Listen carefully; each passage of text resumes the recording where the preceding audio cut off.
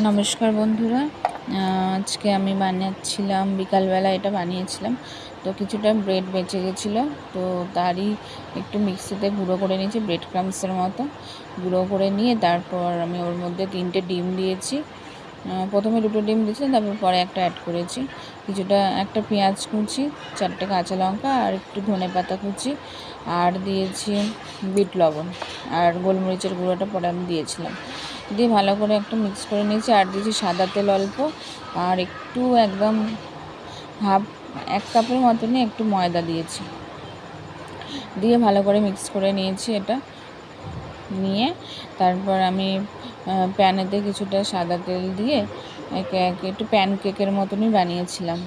খুব নরম তুলতুলে হয়েছিল, সস দিয়ে খেতে ভীষণ ভালো লাগে।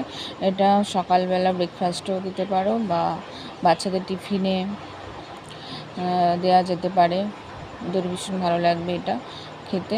আর এটা সন্ধেবেলাও অনেকে টিফিন করতে পারে, একটা চটজলদি স্ন্যাক্স বা টিফিন যাই বলো।